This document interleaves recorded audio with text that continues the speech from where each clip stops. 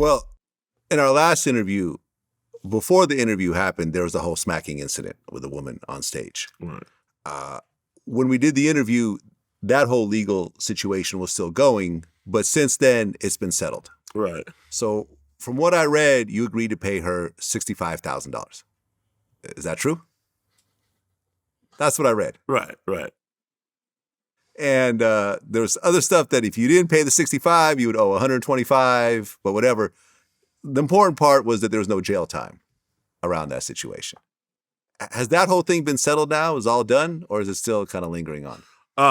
The legalities is, you know what I'm saying, like I'll always, walk in that shadow. I went to Chris Brown's page.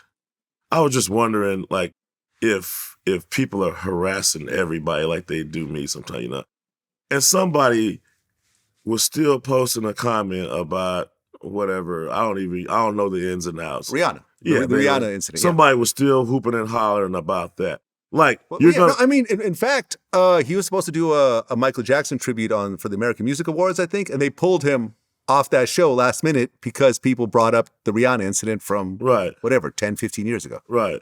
Yeah, so it's still happening to Chris Brown. Right. So what I realize is, you can do a million things right, but the one thing you do wrong, there's going to be a group of people that throw that in your face forever.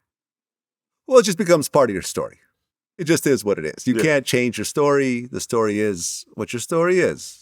Ultimately, you didn't go to jail. It sounds like you settled it. And I heard that you got anger management and drug testing to go along with it. Yes. What was anger management like?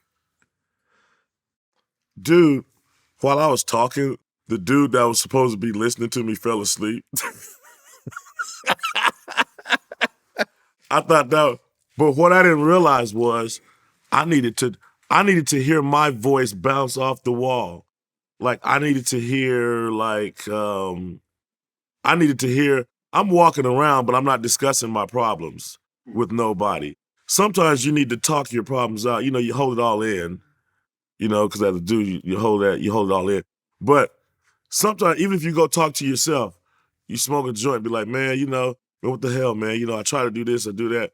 I just talked about everything that I felt was upsetting me in my life. You know what I mean? And after I talked about it, I sat there and solved all my problems without this dude's help. He was sitting there like, here we go. Okay, yes, Joseph, and here, wake back up and act like he was there the whole time. Yeah, he was funny. But yeah, I went to anger management and learned how to manage my anger. Don't underestimate yourself or don't overestimate yourself. Think you can handle any situation when you do have a boiling point.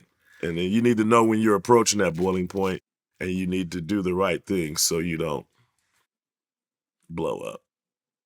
That's what it is. Afroman, appreciate you coming back again. Congrats on the new song. Okay, all right. I love the concept of taking an arrest and turning it into a hit song.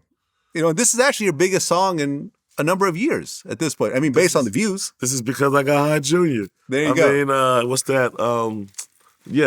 Probably about, it may be 2.5 now, but it was 2.4 last time I looked at it. Right. And it's doing real good. I want everybody to check out my new album, Famous Player.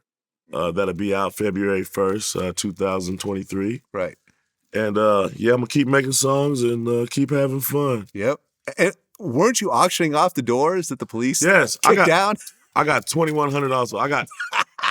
I got $400 for one.